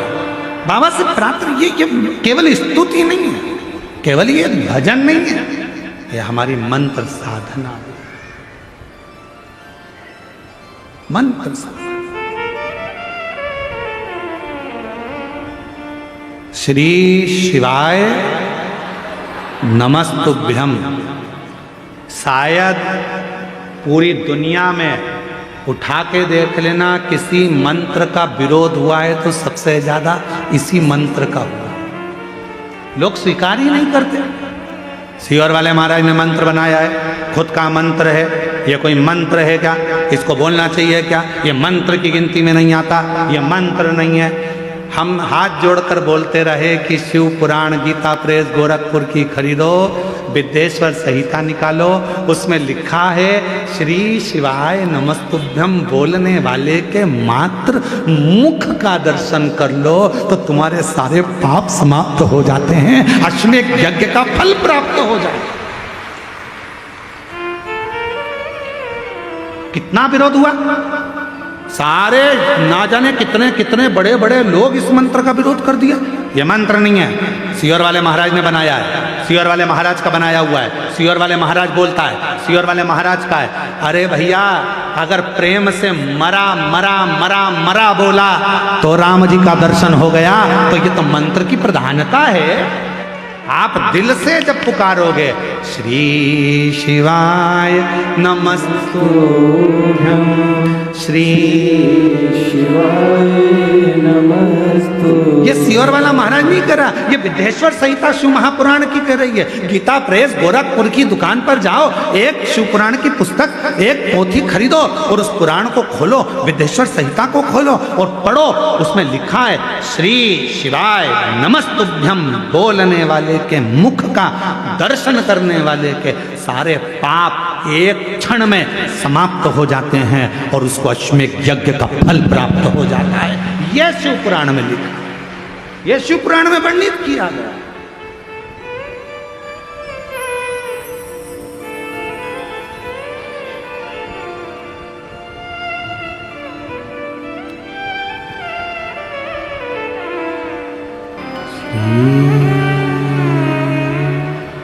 शिवाय नमस्तुभ्यं, श्री शिवाय नमस्तुभ्यं, श्री शिवाय नमस्तुभ्यं, श्री शिवाय नमस्तुभ्यं, श्री शिवाय नमस्तुभ्यं।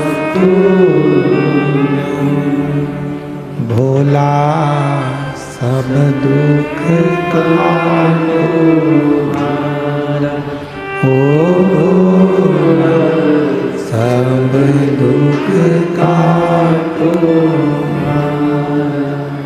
शिव शंकर जपूं तेरी माला, भोले बाबा जपूं तेरी माला। भोला सब दुख काटो हमारा, ओ भोला सब दुख काटो हमारा। वेश मंगल मंगलकारी, वेश मंगल मंगलकारी। शमशान वासी हमारा, शमशान वासी हमारा। ओ भोला सब दुख काटो हमारा, ओ भोला सब दुख काटो हमारा।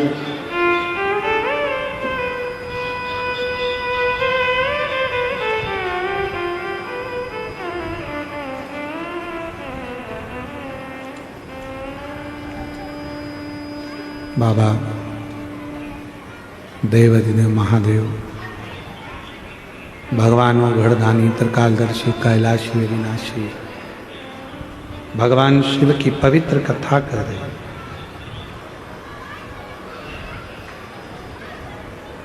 भगवान देवाधिदेव महादेव का पवित्र चरित्र कर रहा। शिव पुराण की कथा वर्णन कर रही है।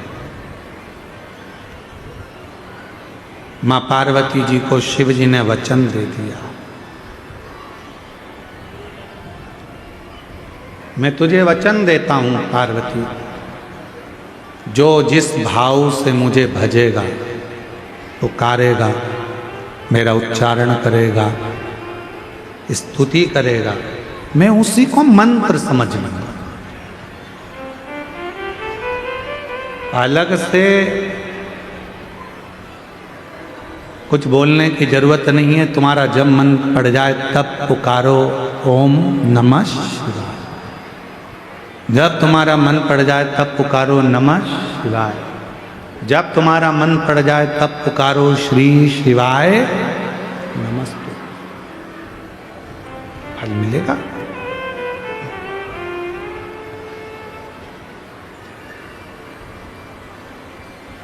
बस तुम्हारी भक्ति में, तुम्हारे भगवान के भजन में विश्वास पूर्ण होना चाहिए। एक पत्र है, देखिए, एक बहन जी ने लिखा है, मैं शारदा कोरेठी, ग्राम चोंगेल, भानु प्रतापपुर की रहने वाली हूँ। कहीं बैठी हो, आप ही हैं? हाथ हिलाओ एक बार, वापिस आ जाइए, बेलपत्र लेकर जाइएगा, आ जाओ। हमारे गांव में पहले सत्संग में बहुत जाते थे, लेकिन सत्संग भी होता था, लोग जाते भी थे, लेकिन किसी के बहकावे में आकर पूरे गांव में देवी देवता को नहीं मानते। अब देवी देवता का लोग मजाक उड़ाते हैं, मूर्तियां विसर्जन करवा दी है, गांव में कोई देवी देवता को मानने वाले नहीं रहे। पर गुरुजी, आपकी कथा ने मुझे विश्वास दिया। मैंने देवी देवता को नहीं छोड़ा, भले पूरे गांव के लोगों ने छोड़ दिया। लोग आते, भड़काते, कहते क्यों जाते हो प्रवचन में, क्या रखा है पत्थर की मूर्ति में, क्यों जल चढ़ाते हो, क्यों मंदिर जाते हो, क्यों देवी जी को पूजते हो। लोगों ने सारा गांव देवी देवता को पूजना बंद कर दिया। पर आपकी कथा चालू हुई तो मेरे मन में विश्वास जागृत हुआ। मैं भी बदलने वाली थी गुरुदेव, पर आपकी कथा ने भरोसा दे दिया। और गांव के लोग मेरे पीछे भी पड़े रहे कि तुम मंदिर जाना छोड़ो, तुम भगवान को मानना छोड़ो, पर हमने नहीं छोड़ा। और मेरी बेटी जो जेई की एग्जाम दे रही थी कई बार से, उसका क्लियर नहीं हो रहा था, उसका भी मन विचलित होने लगा था देवी देवता को छोड़ने का। पर मैंने अपनी बेटी से कहा तो चिंता मत कर, सियोर वाला बाबा कहता है कि कथा के पंडाल में बैठकर जो मांगा जाता है वो मिलता जरूर है। अगर मैं भी छोड़ दूंगी, एक बार मैं प्रयास कर कर देखती हूँ, भिलाई में कथा हो रही है, वहां जाती हूँ। कथा के पंडाल में लोग जाते हैं और काम होता है, मैं भी तो देखूं कि वो कह रहे हैं कि हमारे धर्म में आओ, वो कहते हैं कि अब तुम्हारे देवता छोड़ दो, मैं अपना देवता क्यों छोड़ूं। अगर मेरे देवता में बल होगा तो पंडाल में जाकर बैठूंगी और झोली जरूर भरेगा। फिर तो मैं पूरे गांव को फिर देवी देवता की पूजन में लगा दूंगी। और वही हुआ, भिलाई पहुंच गई मैं और पंडाल में बैठकर बाबा से प्रार्थना करी, बाबा खाली मत भेजना, मेरी बेटी की परीक्षा है। उसने कहा माँ ये लास्ट है, इसके बाद हम भी बदल जाएंगे। तो बाबा ने कृपा कर दी, मैं भिलाई की कथा कर कर सुनकर पंडाल से वापस लौटी और मेरी बेटी ने कहा माँ मेरा इंजीनियरिंग कॉलेज रायपुर में सिलेक्शन हो गया, मैं पास हो गई। और जैसे ही बेटी ने कहा, धीरे धीरे धीरे धीरे कर कर गुरुजी अब मेरा पूरा गांव भी शंकर को एक लोटा जल चढ़ाना वापिस प्रारंभ कर दिया। वापिस प्रारंभ, सारी समस्या का हल, अब मेरा गांव वापिस शिवमय हो गया। एक लाइन अच्छी लिखी है, गुनगुनाते हैं, खाली ना जाता कोई दर से तुम्हारे, मैं भी खड़ी हूँ नंदी बाने पर। जब आप दिल से पुकारते हो तो शिव क्यों ना सुने, क्यों ना स्वीकार करे।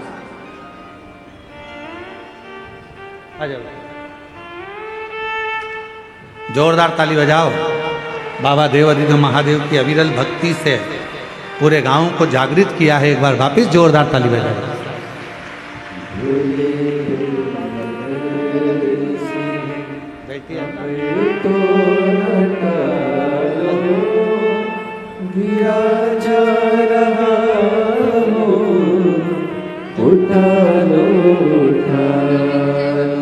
जोरदार ताली बजाओ।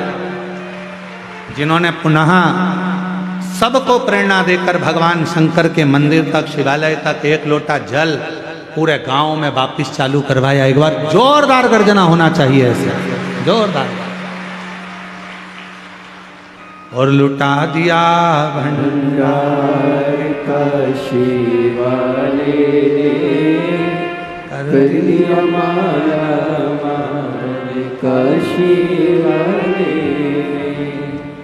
जो जैसी भावना लाया वो वैसा ही फल पाया नहीं खाली उसे लौटा। मैं साधुवाद करता हूँ जितेंद्र जी, आप जो इन लोगों का उत्साहवर्धन कर रहे हो, बेलपत्र तो हम दे रहे हैं पर आप उसके साथ में आप शाल उड़ाकर जो उत्साहवर्धन कर रहे हो कि इतने अच्छे कार्य छोटे छोटे गांवों में ये जीजियां कर रही हैं एक लोटे जल के लिए, उसके लिए पूरे नगर वासियों को एक बार जोरदार ताली बजाना चाहिए। साधु बहुत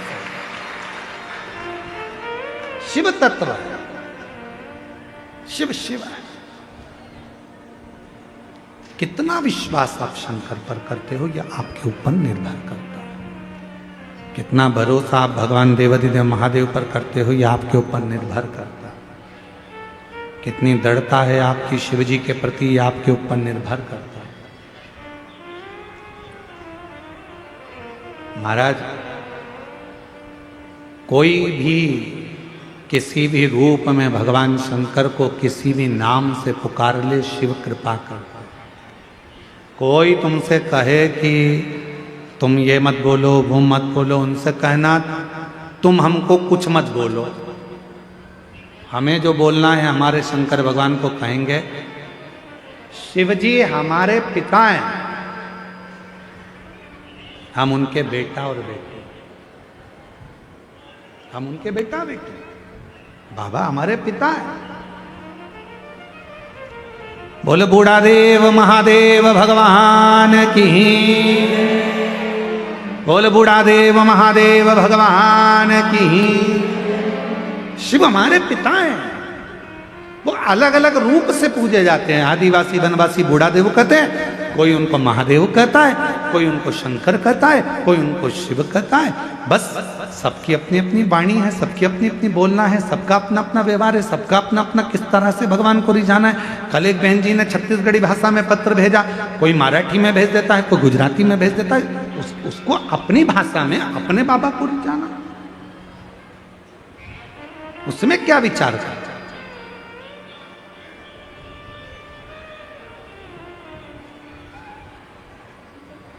शिव नाम कैसे भी जपो, भगवान शंकर का कैसे भी भजन करो।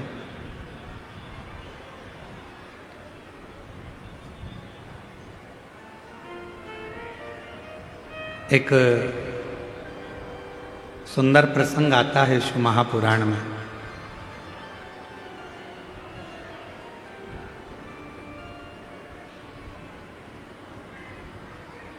कि भगवान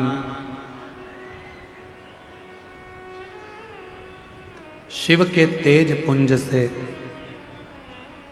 मां गंगा जी के जल से 6 पुत्रों का जन्म हुआ। उन 6 पुत्रों को कृतिकाओं ने पाल पोस कर बड़ा करा तो उनका नाम कार्तिकेय।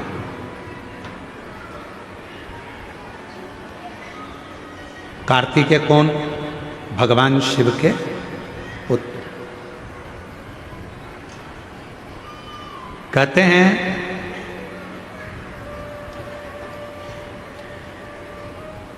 जब व्यक्ति के जीवन में कोई राह नहीं सूझ रही हो, कोई मार्ग नहीं मिल रहा हो, तब ये शिवलिंग है, जरा समझिएगा। एलईडी पर आपको दिखाया जा रहा है। मान लो ये शिवलिंग है, ये जलाधार है, ये जल यहाँ चढ़ाते हो तो वो पानी बहकर इधर आता है, जल बहकर इधर आता है। मान लो कोई राह नहीं दिख रही हो, आपको लग रहा है कि मैं बहुत फंस चुके हूँ और निकल नहीं पा रहा हूँ, मार्ग नहीं मिल रहा। थोड़ा सा लाल चंदन, जहाँ ये जल बहता है इसके दोनों ओर, इधर गणपति इधर कार्तिकेय, थोड़ा थोड़ा लाल चंदन दोनों जगह पर लगाना प्रारंभ करो और उत्तर की ओर मुख कर कर दक्षिण में खड़े होकर शिव जी को जल चढ़ाना प्रारंभ करो। 3 या 4 दिन तक आपने अगर दोनों जगह पर चंदन लगाकर दक्षिण में खड़े होकर उत्तर की ओर मुख कर कर भगवान के शिवलिंग पर जल चढ़ाया, पहले लगाना चंदन दोनों ओर लाल और फिर जल चढ़ाना। 3 से 4 दिन में स्वयं मेरा भोले बाबा आपको मार्ग निश्चित कर देगा और रास्ते क्लियर कर देगा। ज्यादा दिन नहीं, 3-4 दिन। कोई मार्ग यदि निश्चित नहीं। अच्छा, कई लोग ऐसे भी होते हैं कि वो केवल ये सोचते हैं कि हमने ये कर लिया और इसमें, ऐसा नहीं। शिव महापुराण की कथा कहती है कि आपको साथ में परिश्रम भी करना पड़ेगा, थोड़ी मेहनत भी करना पड़ेगा। एक पत्र है,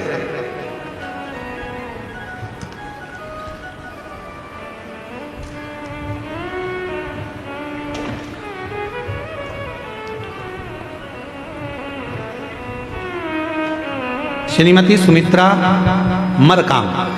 पहले फोटो देखिएगा। जिस लड़के का एक्सीडेंट हुआ था और उसकी बॉडी काम नहीं कर रही थी, शरीर पूरा काम करना बंद कर दिया था और ब्रेन में इतनी चोटें आई थी कि ब्रेन में शुद्ध नहीं था, स्वयं की श्वास नहीं ले सकता था, ब्रेन काम नहीं कर रहा था, शरीर पूरी तरह से बेकार हो चुका था। डॉक्टर ने जिसको पूर्ण तरह से घर ले जाने का कह दिया था। अब इस पत्र को पढ़ेंगे। मेरा नाम श्रीमती सुमित्रा मरकाम है। कहीं बैठी हो सुमित्रा जी तो हाथ हिला सकती हैं। सुमित्रा मरकाम, गुलावा पारा, सिंगनपुर तहसील, केशकाल जिला कोंडगांव, छत्तीसगढ़। ठीक है, ठीक पढ़े हैं? थोड़ा गड़बड़ हो जाए तो तुम लोग पढ़ लेना, ठीक है? पत्र इसलिए हम तुमको साथ में पढ़ा रहे हैं। एलईडी पर चल रहा है, अरे टीवी पे चल रहा है, हाँ तो साथ में पढ़ते रहना। अगर कहीं गड़बड़ हो तो तुम लोग भी पढ़ लोगे। गुरुजी, भोले बाबा की महिमा का क्या गुणगान करूँ? कहीं बैठी हो तो जीजी आ सकती हैं बेलपत्र लेने के लिए। मेरा नाम श्रीमती सुमित्रा मरकाम है, गुलाबपारा, सिंगनपुर तहसील, छत्तीसगढ़ की निवासी हूँ। गुरुजी, भोले बाबा का मैं क्या गुणगान करूं? मेरे पास कोई संत नहीं है। 5 सितंबर 2024 को मेरे भाई रोड एक्सीडेंट हुआ तो हम उनके जगदलपुर डिमरापाला अस्पताल में ले गए तो डॉक्टरों ने इलाज शुरू किया। डॉक्टर ने कहा इनके सिर में बहुत गहरी चोट लगी है, सिर का ऑपरेशन करना पड़ेगा। ऑपरेशन करने के बाद उनको जब वापस लेकर आए, आईसीयू में डाला तो डॉक्टर ने कह दिया कि आईसीयू में डालने के बाद कहा कि गंभीर व्यवस्था, होश नहीं है, गंभीर हैं और खुद से सांस भी नहीं ले पा रहे हैं, धड़कन भी नहीं चल रही है, कभी भी कुछ भी हो सकता है, कुछ कह नहीं सकते, कोई चांस नहीं है बचने का। हमें कुछ समझ में नहीं आ रहा था, तभी हमने गुरुजी आपका बताया हुआ उपाय स्मरण किया। दीदी और जीजा जी से प्रतिदिन शिवजी का चढ़ा हुआ रुद्राक्ष का जल उसके शरीर में लगाना शुरू किया और शिवजी पे चढ़ा हुआ बेलपत्र को बेड के नीचे रख देते और श्री शिवाय मंत्र का जाप उसके कानों में कहना प्रारंभ करा। गुरुदेव, उसके शरीर में कोई हलचल नहीं थी, उसका शरीर काम नहीं कर रहा था, वो बोलता नहीं था, सांस नहीं थी, धड़कन नहीं थी। डॉक्टर ने तो कह दिया था कि इसको ले जा सकते हो, पर एक आस लगा कर रहे। बहन तो वहाँ जल का काम कर रही थी, तभी हमें सूचना मिली कि आपकी कथा कुकरेल में हो रही है। हम तुरंत भागकर हॉस्पिटल से कुकरेल पहुँचे, पंडाल में बैठे, सुना था पंडाल में जो मांगते हैं वो मिलता है। कुकरेल के कथा चल रही थी, उसी में जाकर बैठ गए। वहाँ के पंडाल में बैठकर बाबा से विनती करी, कथा सुनी, बाबा के चरणों में रोती रही, बाबा मेरा भाई है, मर रहा है, प्राण छूट रहे हैं, आप बचा लो ना बाबा। मिट्टी लाई, हॉस्पिटल गई, पेट के पास में लगा दी। 15 मिनट के बाद उसको धड़कन चलना प्रारंभ हो गई, श्वास में आ गई। और बाबा की ऐसी कृपा हुई गुरुदेव कि आज मेरा भाई पूरी तरह से चल सकता है, बोल सकता है, सुन सकता है और बाबा की कृपा से सब काम कर। ये शिव। और नहीं तो दशा देख लो क्या है वापिस फोटो में, ना हिल सकता है, सिर में इतनी चोटें हैं, ना बोल सकता है, ना धड़कन है, ना श्वास है, कुछ भी नहीं है, बस पड़ा। जिस भावना से आया। फिर निवेदन करेंगे, ये कथा तो यहाँ पर 2 तारीख को विराम हो जाएगी। कल की कथा का समय तो यही 2 बजे से 5 बजे तक रहेगा, पर परसों 2 तारीख को जो कथा का समय रहेगा वो सुबह 8 बजे से 11 बजे तक रहेगा। सुबह 8 बजे से टीवी पर वही समय पर आएगी, पर टीवी पर कथा का समय आखिरी दिन का 1 बजे से 4 बजे तक रहेगा, पर कथा पंडाल में जो समय रहेगा परसों का वो सुबह 8 बजे से 11 बजे तक। ये कथा तो 2 तारीख को विराम हो जाएगी। 7 तारीख से 13 तारीख तक कथा दंतेवाड़ा जिला में प्रारंभ हो जाएगी। शिव की कृपा से गीतम में जो कथा होगी वो भी 2 बजे से 5 बजे तक। यदि मौका लगे, केवल कथा का पंडाल नहीं है, बाबा से अपने मन की बात कहने का एक स्थान, शिव को अपने मन की बात कहना। फिर से बोलो एक बार साथ, भोला सब दुख काटो मारा, ओ भोला सब दुख काटो मारा। जम के आवाज नहीं आ रही है, जरा बोलो, भोला सब दुख, ओ भोला सब। शिव शंकर जपो तेरी माला, भोले बाबा जपो तेरी माला, भोला सब दुख काटो मारा, ओ भोला सब दुख काटो मारा, ओ भोला सब दुख काटो। बाबा से अपने दिल की बात कहो, सुनेगा, स्वीकार करेगा, विश्वास अटल होगा परमात्मा में। षडानंद कार्तिकेय जी का प्रागट्य हुआ। 6 मुख षडानंद कार्तिकेय जी के, शरीर एक। कोई मार्ग नहीं मिल रहा हो तो फिर निवेदन है, जलाधारी के दोनों ओर लाल चंदन लगाओ, दक्षिण में बैठकर या खड़े होकर उत्तर की ओर मुख कर कर जल चढ़ाओ, बाबा से प्रार्थना कर कर आओ। 3 से 4 दिन में तुम्हें मार्ग जरूर मिलेगा, तुम्हारी राहें जरूर खुलेंगी। जोरदार ताली बजाओ। डॉक्टर ने मना कर दिया था, ना धड़कन थी, ना श्वास थी, ब्रेन पूरा खुला हुआ था, ऑपरेशन पूरे सिर का हुआ है।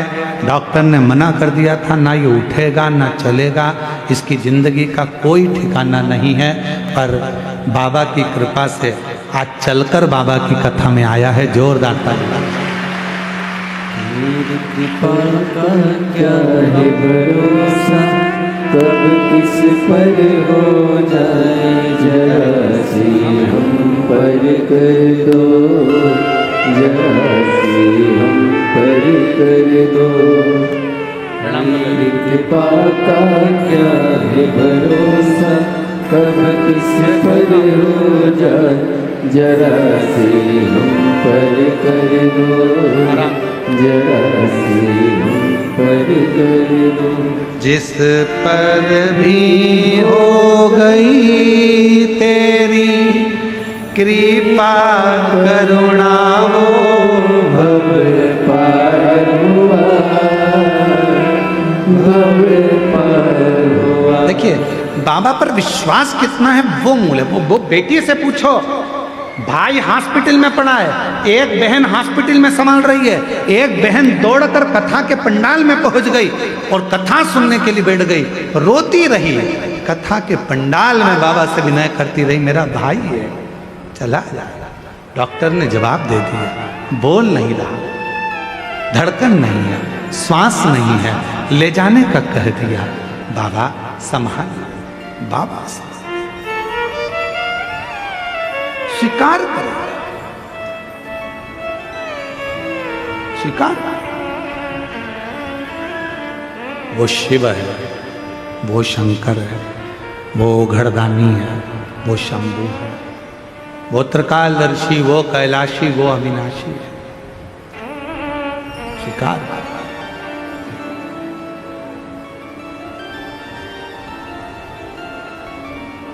महाराज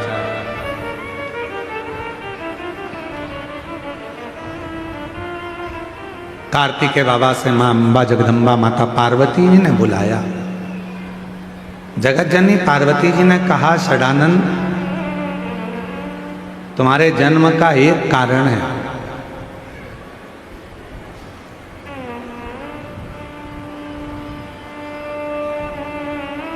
तारकासुर का संहार करना।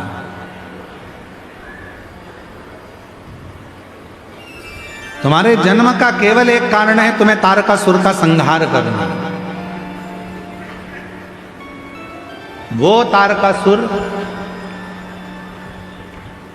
जिसने सारे देवताओं को परेशान कर कर रखा। कई लोग ऐसा सोचते हैं कि दूसरे को कष्ट देकर अपन सुखी हो जाएंगे।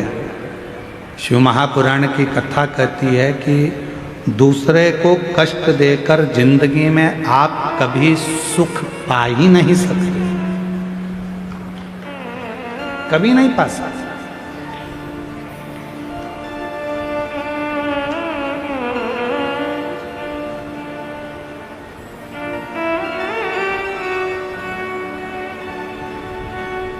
ट्रेन में सफर करा है आप लोगों ने? अरे बोलो तो जम के, करा है सबने? ठीक है, टिकट लिया? अरे बोलो तो, लिया ना?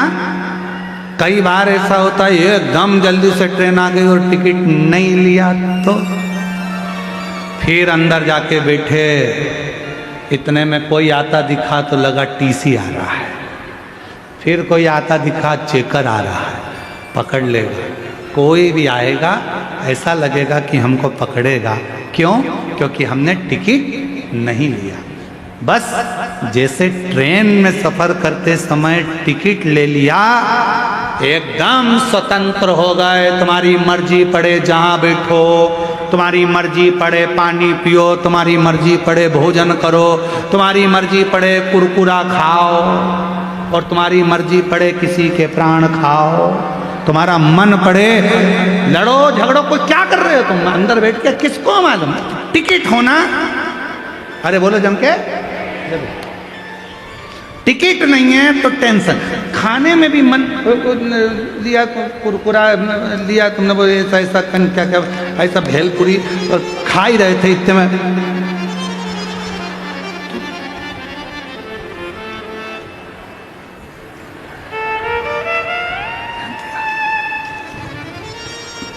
टिकट वाला है, टिकट वाला है नहीं है, फिर खा, फिर थोड़ी देर बाद टिकट था तो आराम से खाओ, टिकट था आराम से बैठो, टिकट था आराम से पानी पियो, टिकट था खूब प्रेम से आनंद से खूब गप्पे मारो, खूब बात करो।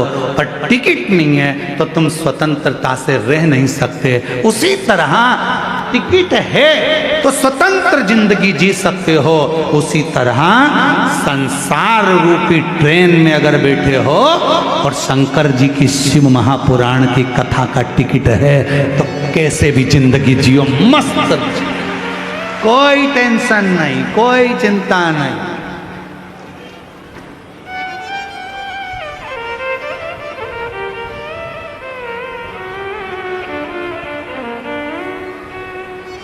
शिव नाम टेंशन नहीं, शिव नाम मेंशन है, चिंता खत्म कर देता, टेंशन खत्म।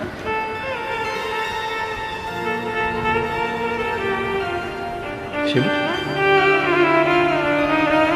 आप जितना उसका उच्चारण करोगे वो जीवन में सुख देता जाएगा। षडानंद सामने जो खड़ा है वो तारकासुर है और इस तारकासुर का संहार तुझे करना है। माँ ये करता क्या है, इसने देवताओं को कष्ट दे रखा है, देवताओं को परेशान।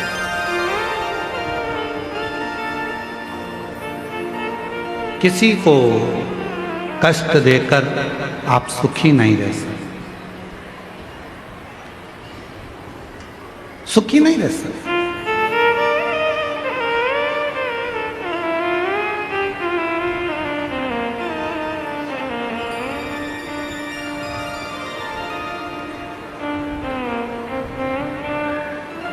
महाराज तारकासुर के उपद्रव को देखा, षडानंद कार्तिकेय जी ने कहा, माँ क्या मेरे जन्म का कारण यही है कि मुझे इस तारकासुर का संहार करना है? हाँ, तुम्हारे जन्म का कारण यही है कि तुम्हें इस तारकासुर का संहार करना, तारकासुर का संहार।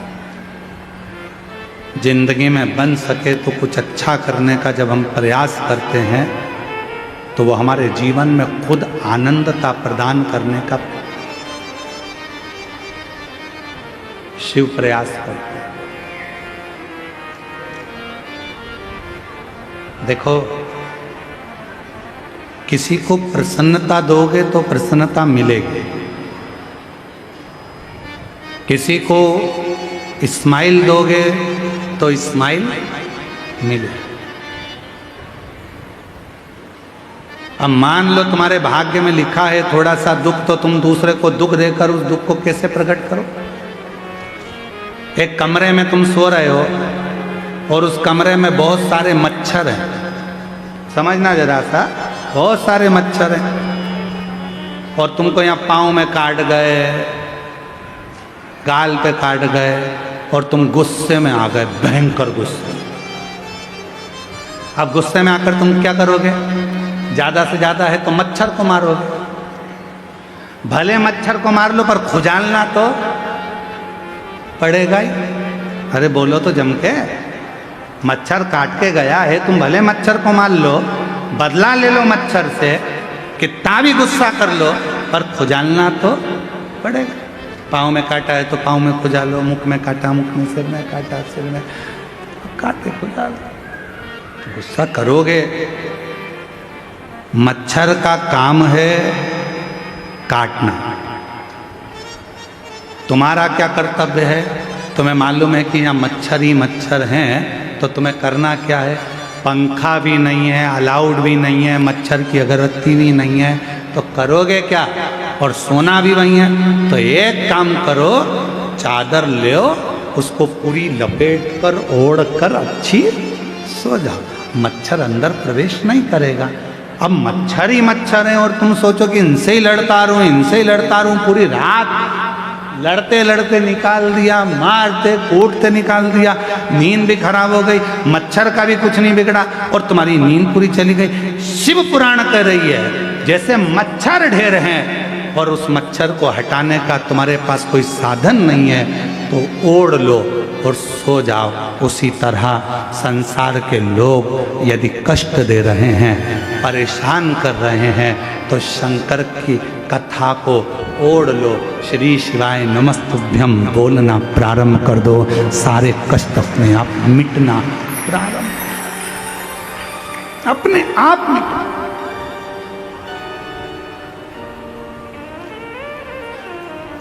और मेरे भोले तेरा सहारा है,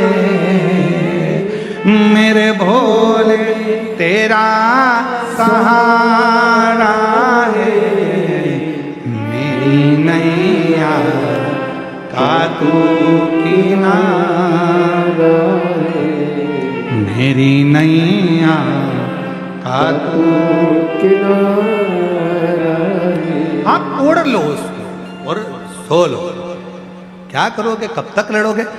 भगवान षडानंद कार्तिकेय जी ने कहा, माँ आप कहती हो कि ये तारकासुर परेशान कर रहा है, आप कहती हो कि देवताओं को कष्ट दे रहा है, आप कहती हो कि देवता परेशान है, क्या देवताओं ने इसके साथ युद्ध नहीं लड़ा? देवताओं ने युद्ध लड़ा, देवताओं ने भी झगड़ा किया, पर ये मरता नहीं है। क्यों? क्योंकि इसने वर मांगा है ब्रह्मा जी से, अगर मरूं तो शंकर भगवान के पुत्र के द्वारा मरूं। तो इसने ऐसा वर क्यों मांग लिया कि पुत्र के द्वारा मरूं? अरे माँ जगत जननी जगदम्बा अम्बा भवानी ने कहा रहता, हे कार्तिकेय, ये शिव जी से बहुत प्रेम करता, शंकर जी से बड़ा स्नेह बहुत, और शिव जी से प्रेम करता है, इसलिए शंकर भगवान तपस्या में लीन हो गए थे माता सती के जाने के बाद।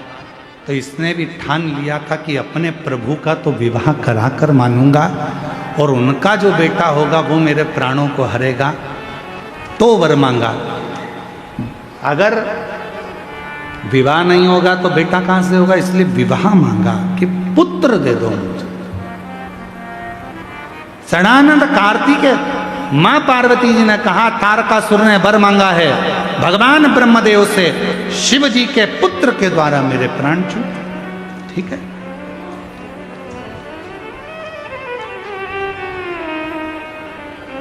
और भगवान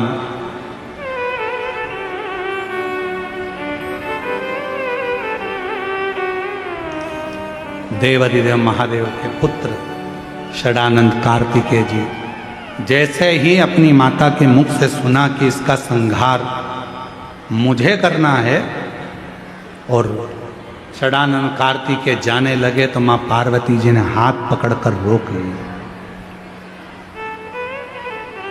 पार्वती जी ने रोका, रुको,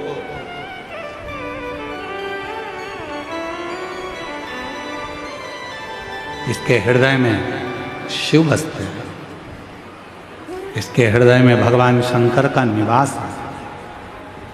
अगर तुम बाण छोड़ोगे और उसके हृदय में लगेगा तो वो तो बाण शंकर को लगा। कल कथा में कहा था, भगवान शंकर के भक्त की कभी निंदा मत करो, भक्त की निंदा होती है तो भगवान को बुरा लगता है, और भगवान की निंदा मत करो, बुरा भक्त को लगता है। शिव पुराण की कभी निंदा मत करो, शंकर जी का कोई भक्त है उसकी निंदा मत करो, भगवान देवाधिदेव महादेव की कभी निंदा मत करो। पार्वती जी कह रही हैं, अगर तू बाण छोड़ेगा और उसके हृदय में लगेगा, और हृदय में तो शिव विराजमान है, भगवान शंकर हृदय में बैठे हैं, तो भगवान शंकर को बाण लग जाए, इसलिए हृदय में बाण ना लगे, इतना याद रखना। ठीक है माँ, तारकासुर को मारने के लिए षडानंद कार्तिकेय सामने जाकर खड़े हो गए। एक और तारकासुर है और दूसरी ओर षडानंद कार्तिकेय हैं। जैसे ही तारकासुर ने कार्तिकेय बाबा को देखा, तारकासुर ने हाथ जोड़ लिए कार्तिकेय बाबा को कि ये मेरे शंकर का पुत्र है, शिव का पुत्र।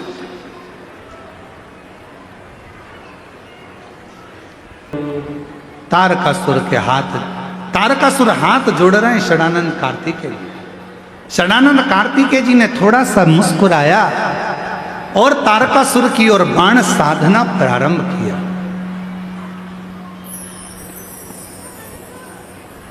जैसे ही बाणों को साधा,